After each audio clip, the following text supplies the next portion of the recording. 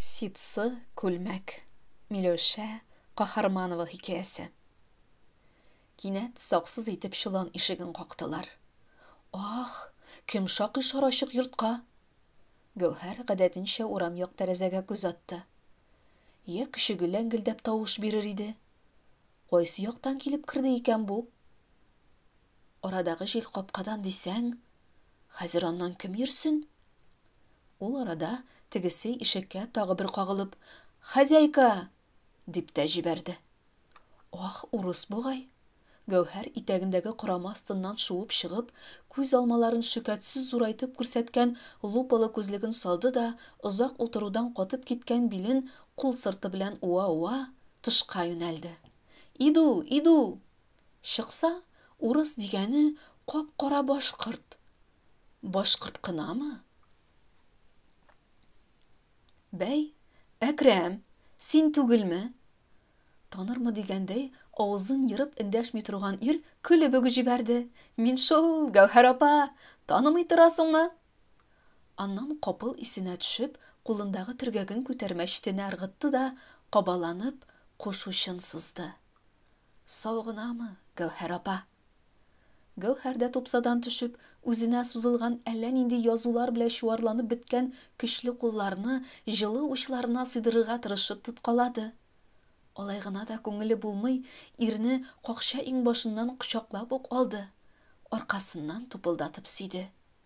Мондый якынлык, җылылык тегесен җибетеп җибәрде. Җайсыз хәрәкәтләр белән ирексездән сыгылып чыккан 2-3 бөртек яшен сыпырды. Мышкылдатып, яссы борынын тартты да, кашларын җыерып, мискенләнеп хатынга төбәлде. Әнкәй үлеп киткән икән, Гәүһәр апа. Әй, җиңги. Гәүһәр дә булдырына терәлеп, яулык очы белән авызын каплаганда итте. Шулай итте шул. Былтырлы-быеллы авырды бит. Нишлисең, 90 үткән иде инде.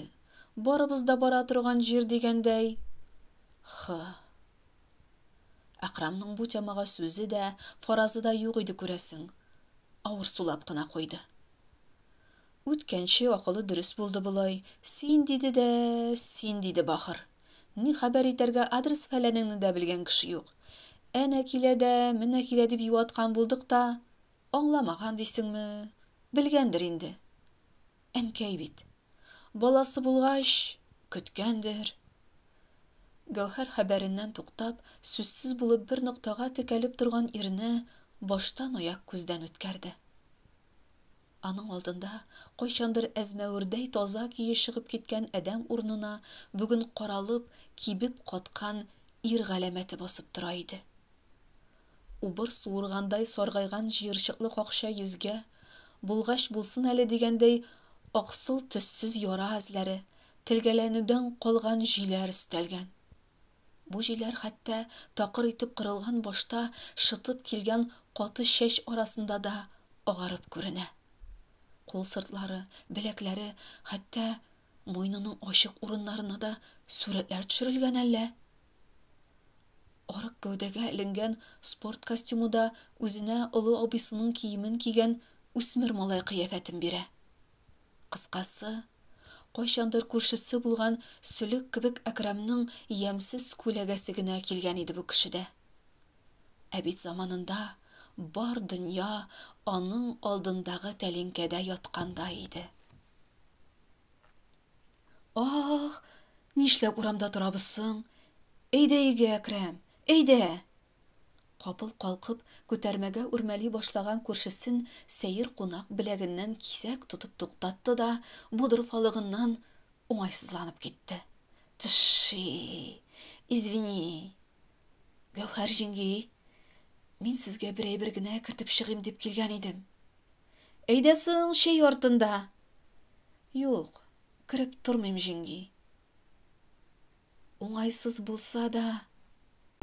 Гәүһәр ирнең ниндидер мөһим нәрсә әйтергә теләгәнен аңлап, киредән булдырга чүгәләде. Әкрәм ыкмык итте. Сүзен нәрсәдән башларга белми изаланды да, ахырда җаен таба алмый, бая читкә салган кәгазь төргәген хатынга әйтте. Сак кына төргәкне ачкан хатынның күзләре кара җирлеккә, зәңгәрле кызыллы миләүшәләр сибелгән ситсы тукымага төште. Ничек матур. Үзе бармак очлары белән генә тукыманы бер сыпырып, сораулы карашын Әкрамга күтәрде. Матурмы, җиңги? Ошагач, сезгә булсын.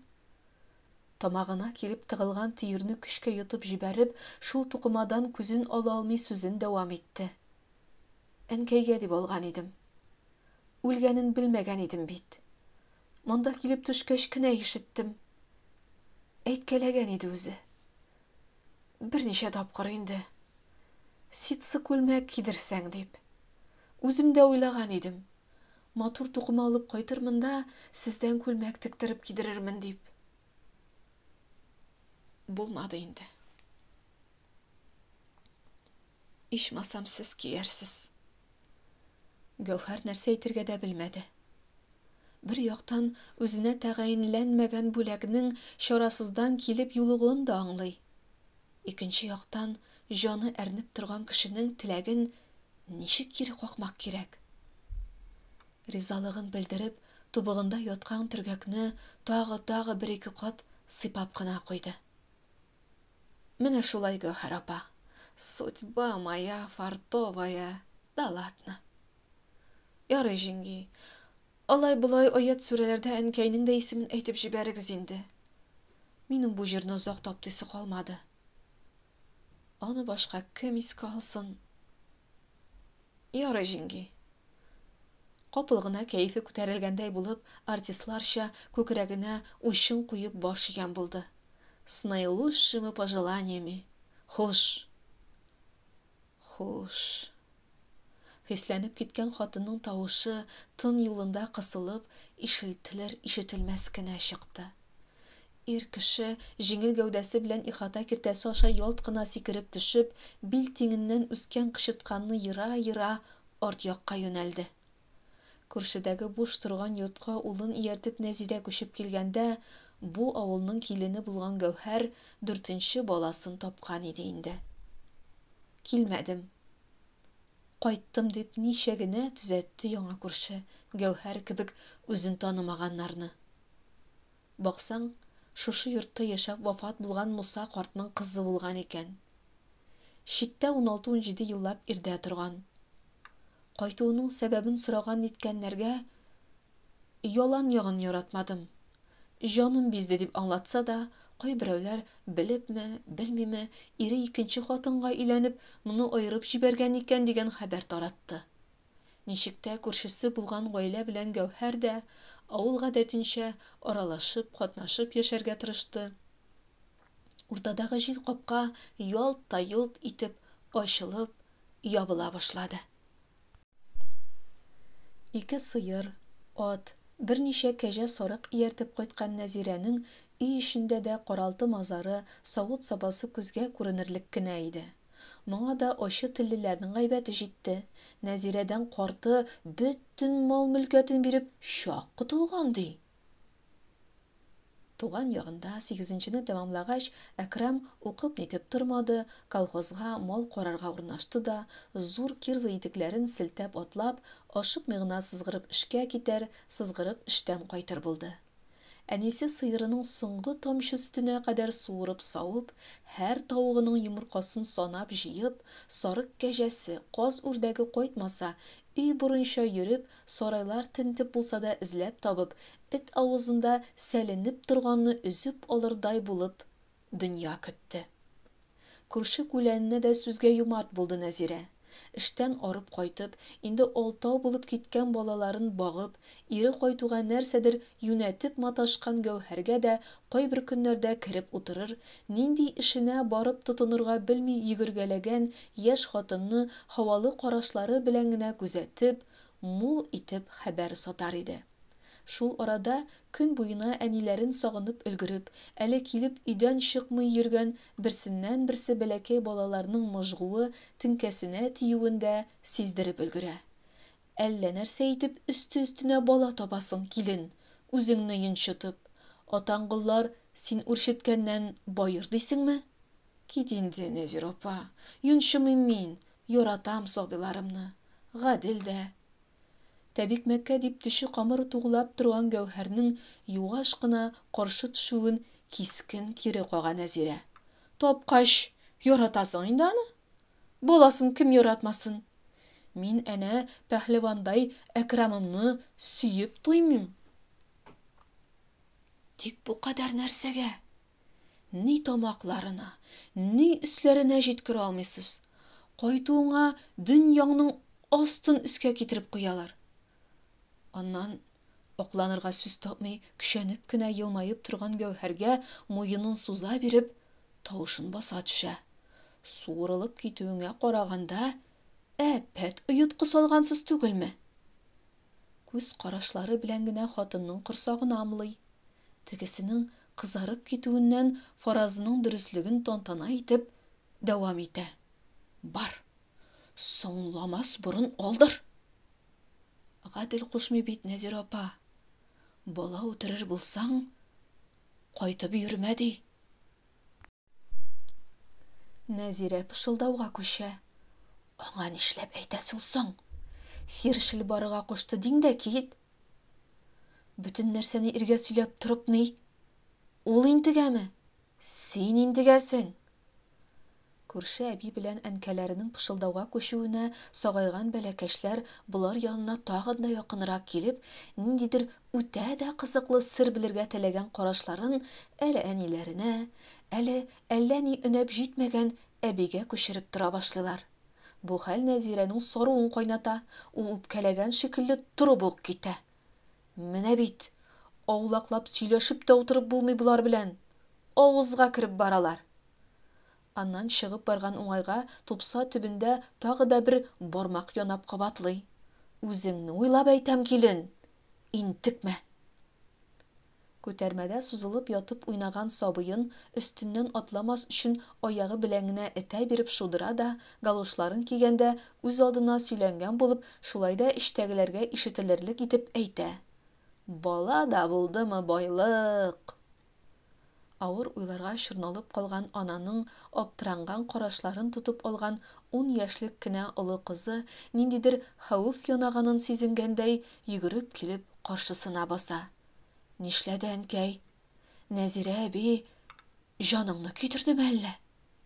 Аның янына чак кына бәләкәчрәк тагы берсе тып итеп баса. Кайгырдыңмы әллә, әнкәй? Җавап көтеп төбәлгән, эчкерсез саф карашлардан бер катлы, әмма шул ук вакытта үтә дә кайгыртучан, борчулы сораулардан ананың баш очында кайнашкан кара уй тойгылары өркеп тузгышып оча да, ул ниһаять ихлас елмаеп җибәрә. Хәзер, бәбекәйләрем, тәбикмәк пешереп, чәй эчеп алырбыз. Гәүһәр кыз чагыннан тегү чигүгә оста булды. Моңа бер җирдә дә махсус укымады да, өйрәнмәде дә. Һөнәр аңа үзе килдеме, башта бәләкәй туганнарына, аннан тиңдәшләренә, авылдашларына кием-салым тегә торган булып китте. Елдан-ел осталыгы да, тәҗрибәсе дә артты. Тора-бара сырлап курткалар, пальтолар да, җәнлек тиреләреннән купшы итеп башлыклар да тегә башлады. Кулының эш белүе гаиләсенә дә зур ярдәм булды. Ирен дә, балаларын да баштан аяк үзе киендерде. Заказлардан да өзелмәде. Эштән кайтып, мал туары белән балаларын тәрбияли дә, үзен белгәннән бирле күз алдында булган, монда да бирнә итеп алып килгән хан заманыннан калган аяк белән әйләндерә торган тегү машинасында зиңгер-зиңгер итәргә тотына. Гаиләсе шушы көй астында йоклап китә. Кайчак бигрәк тә балалары үсеп, төрле уку йортларында укый башлагач, еш кына шушы көй астында уянгалыйлар да иде. Хезмәтен азмы күпме акча булмаганда май каймак, ит, ярма кебек хак каплый. Шулай бер чак балалары кышкы каникулга кайтканда китүләренә акча булыр дип вакыт тапмау сәбәпле күптән кичектереп йөргән күршесе Нәзирәнең күлмәк заказын алды да 2 кич төн ауганчы утырып текте. Кертеп кидереп караган иде, куеп куйган кебек үзенә. Әй килен, кулың алтын, кибеттән алганнарында синнән төзәттереп алырмын әле дип мактады күршесе. Әмма акчасын чыгарып бирергә ашыкмады. Гәүһәр көтеп карады да, яшерелгән акчасының кайда ятканын күрсәтергә теләмидер, ярый, кертер әле дип чыгып китте. Берничә көннән капыл гына шәһәр ягына юлланган машина килеп чыкты да, ике баласын ашыктырып юлга тине башлады. Һәм җыенып беткәч, акчага дип күршесенә йөгерде. Нәзир апа, шәһәргә машина бар, акча... Шу, кычкырмашы. Әкрамым йоклап ята. Нәзирә хәбәрен тыштан ук сөйләп, ашыгып, кереп килүчегә кашларын җыерып, ачулы пышылдады. Гәүһәр авызын учы белән каплап, «Уй, ялгыш, машина бар, Нәзир апа, теге 3 тәңкәңне бирсәң дигән идем, балаларның акчалары чамалы, өстәмә булыр иде. Акчаны ни, Әкрамымның түшәк астында бит әле ул». Бу җаваптан аптырап киткән Гәүһәр, әлегә кадәр изрәп яткан Әкрамның чынлап юклыймы-юкмы икәнлеген үз күзләре белән күрергә теләгәндәй, түр якка үрелеп карады. Ой Алла, кирәк иде бит әле. Кирәк иде дип, атнасына бер тигән ялында баламны уятып торгызмам инде.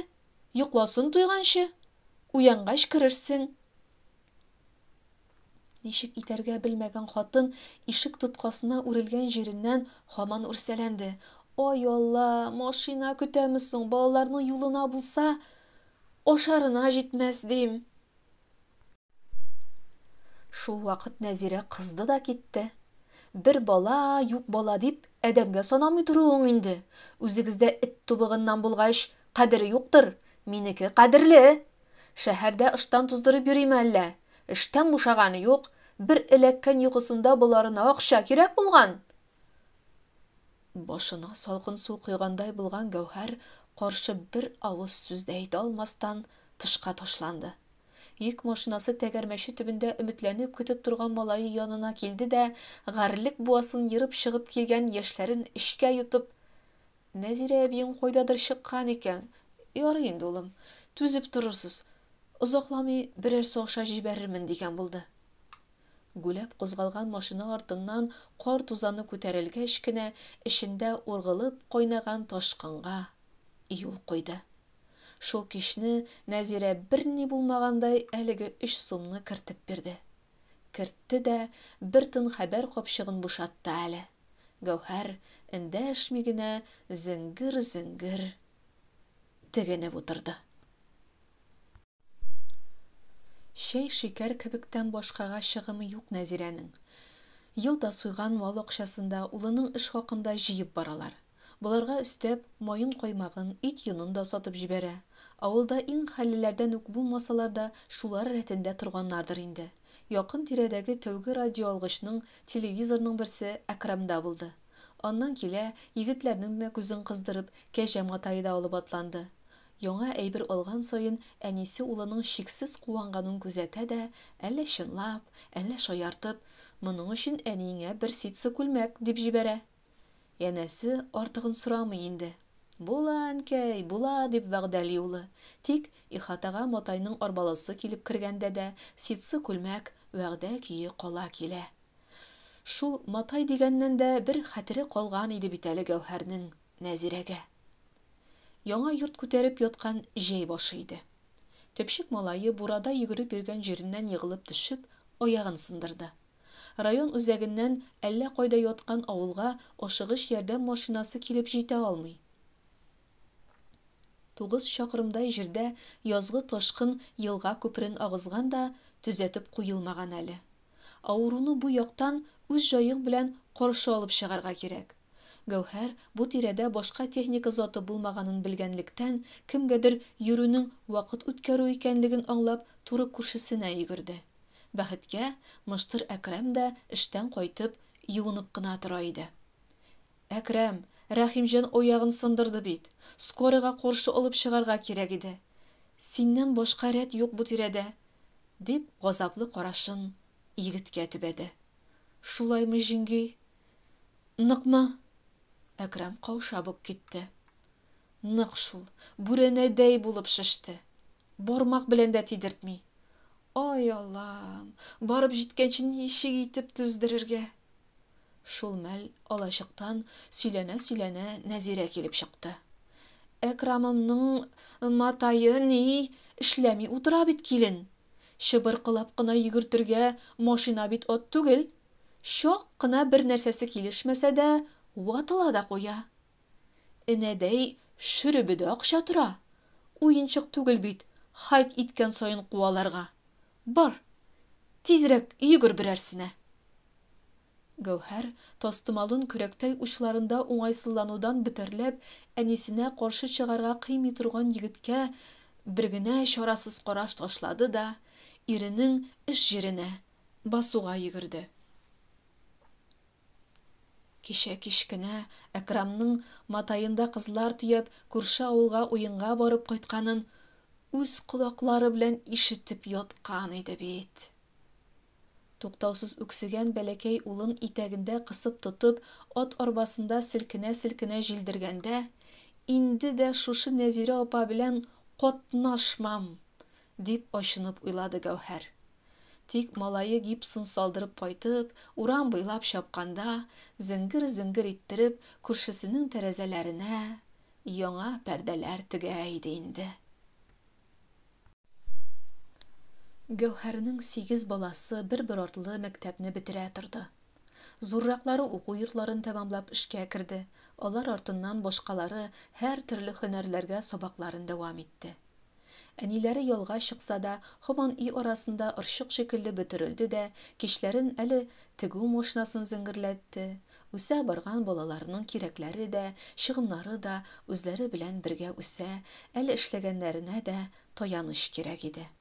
Нәзирә исә гадәтенчә кичке чәйдән соң күршесенә кереп, аның яңа язган маен берничә йомгакка йомарлап җибәрергә әзерләп салганын, баш кортларын да айырып куйганын, кич сауган сөтен банкаларга бүлгәләгәнен карап күзәтеп утыра да, "Я инде булган бөтен ризыгыңны сыпырып алып китә дә баралар инде", ди. "Алып китсеннәр, шуларга дип әзерләп торам бит", дип ихлас җаваплый Гәүһәр. Күмәк бала ни кыргын явы сыман инде. Минем Әкрамым өйдә генә булгач, ризыгым да читкә очмый. Ашасыннар.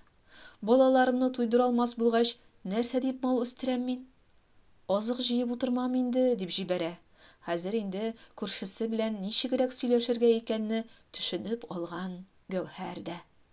Ул әле Нәзирәнең базында кисмәк җыелып, сасып, күгәреп беткән майларының, кәрзиннәр тулышып искереп утырган йомыркаларының, келәтендә инде кортлаган капчык оннарының, аннан ары әллә күпме берәүнең дә хаҗәтенә язмаган азык-төлекнең максатсыз саклануын белүенә төрттерә.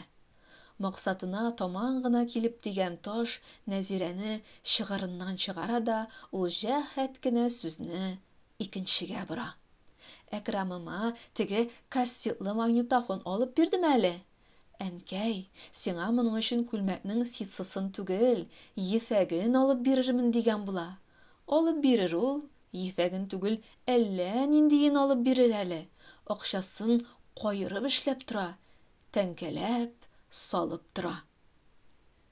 Инде ничә ел эчендә әлеге ситсы күлмәк әкәмәтен атлаган саен ишетсә дә, үзенә балаларының эшләгәннәренең дә, укыганнарының да җитәр-җитмәс акчаларына "Кирәкми, үзегезне кайгыртыгыз" дип тыюына карамастан, әледән-әле әллә ничә төрле күлмәклек алып кайтып биреп торулары турында дәшми әлбәттә Гәүһәр. Бары тик "Әйбәт инде, алай алып бирәм дип торгач", дип кенә куя. Колхоз карабы ни гыйлә беләндер комга терәлеп, эш хакы түләнми башлагач, уйсыз-моңсыз гына фермага барып кайтып йөреп өйрәнгән Әкрәм аптырап кала. Эш юк түгел ул. Эш элекке кебек бар да, күп тә, тик хәзер хезмәт өчен акча гына бирелми. Әкрәм бәлки шулай гына йөрер иде. Аның өчен бит бер нәрсә дә үзгәрми. Шулай ук иртән тора, ашый, китә, кич кайта, аунап ята, клубка чыга. Инде күптән 30-ны үткәндә дә өйләнми йөрүен исәпкә алмаганда, тамагы сыйлы, өсте башы караулы, күңеле көр аның. Тик менә әнисе генә риза түгел бугай. Бугай гына да түгел, 4нче айда да түшәк астындагы төенчекнең калынлыгы артмагач, ул бер көн ашап алып телевизорга текәлеп утырган улына җикерә биреп эндәште. Булай утырсак, ни, хәзер хәерчеләнербез. Кайчаннан бирле җыйган мал китәр дә бетәр. Әнә, ирләр читкә китә бит. Син дә йөреп кайт. Әллә җайланып китәр әле әнкәй. Көтим әле, диде дә, улы шаян гына итеп, минем түшәк астындагы берничә елга җитәдер әле, дип өстәп куйды. Бу хәбәр Нәзирәгә ошамады. Моңа кадәр каты бәрелгәне булмаган улын орышып ук ташлады. Акча сауганны түгел, өстәп торганны ярата. Атаңа охшап, тапкан гынаңны расходлап яшәргә исәп тотасыңмы әллә? Мин сиңа Гәүһәр җиңгәң түгел, һәр тапканымны тамагыма тыгарга. Әкрам башта район үзәгендә ниндидер шәхси оешмага ялланды. Аннан кемнәргәдер ияреп шәһәргә китте. Әле бер, әле икенче урынга урнашты. Әмма түшәк астындагы төенчеккә башка бер тиен дә өстәлмәде.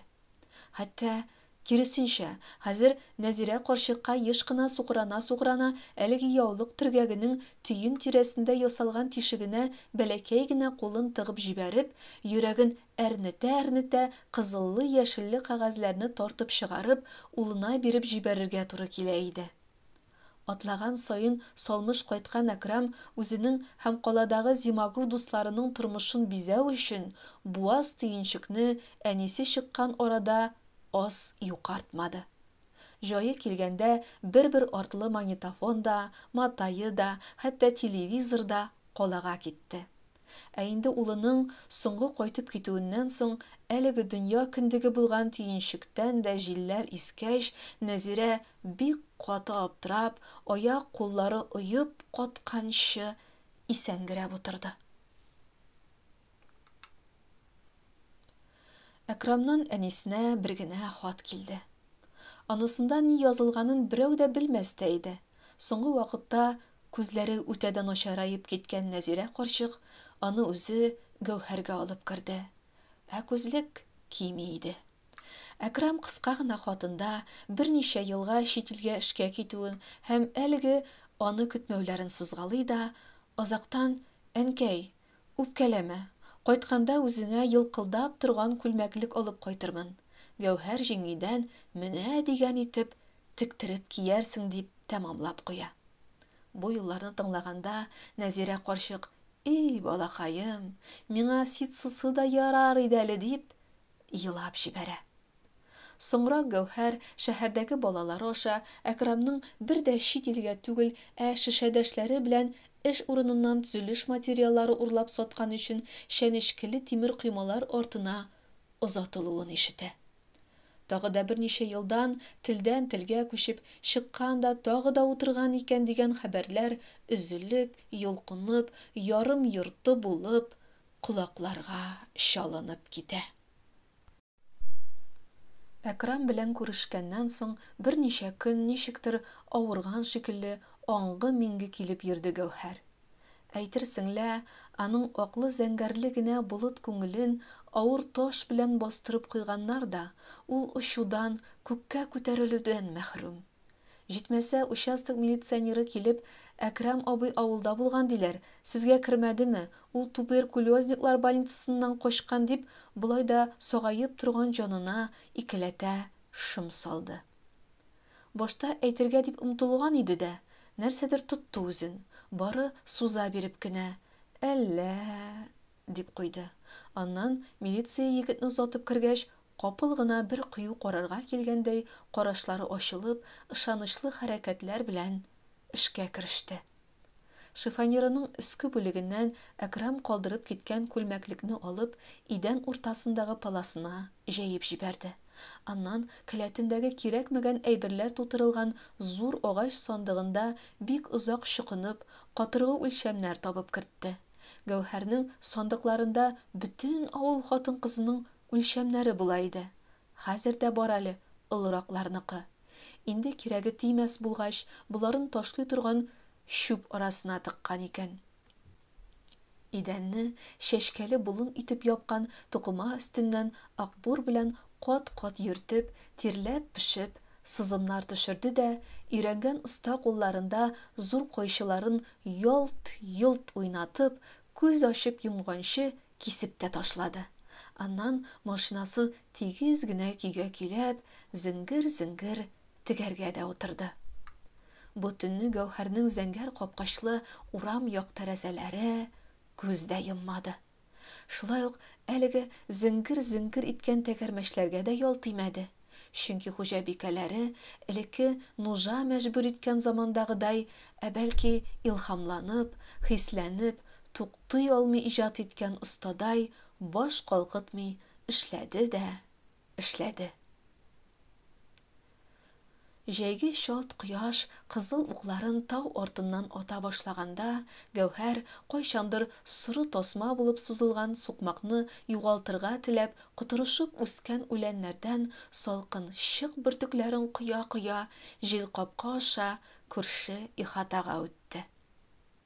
Соңгы елларда тәмам картаеп, бала шикелле үзенә тартылган, көйләүгә, юатуга, игътибарга мохтаҗ булып, аның килеп керүен дүрт күз белән көтеп утырган күршесен яткырганда да үзе багып, киткәндә дә үзе тәрбияләп куйгач, бу бер якка кыйшаеп, җиргә сеңеп барган йортның ачкычын да кемгә тапшырырга белми, кайчандыр хуҗабикәсе куеп йөргән җиргә, күтәрмә янында яткан зур җәлпәк таш астына тыгып куйган иде. Тутыккан иске йозакны чылтыратмаска тырышып ачты да, хәлсез шыгырдаган такталарга сак кына басып, туры түр якка үтте. Аннан кайчандыр ниндидер оста тарафыннан сырлап эшләнеп, озак еллар иске кием, нафталин исенә ысланган шкафның бер күгәндә генә эләгеп торган ишеген кайырып ачып, кайчандыр үзе теккән бихисап киемнәр рәтенә өр-яңа, алсу зәңгәрле вак чәчкәләр белән бизәлгән күлмәкне элде дә: "Менә, Нәзир апа, Әкрамыңнан сиңа ситсы күлмәк", дип куйды. Шушы сүзләрдән соң, әйтерсең лә Нәзирәнең соңгы елларда кигән җиңле япмалы әйберләре кебек түгел, аның моннан 30-40 еллар элек яратып тектергәне. Якалары очлы телләп салынган, иркен эчпочмаклы изүле, кыска җиңнәре кул баштан кабартылган, биле бил баулап кысылган, итәге кыңгырау чәчкәсе шикелле итеп кыялап төшерелгән күз явын алырлык күлмәк яктылыгы, мәгарә авызы кебек караңгы шкафны да, ятим булып калган өй эчендә, Гәүһәрнең гомер агышының кайсы баскычларындадыр якын, кадерле кешесенә әверелеп өлгергән күршесен сагынып, әрнегән йөрәген дә яктыртып, нурландырып җибәрде. Укыды Рәмзия Гарифуллина.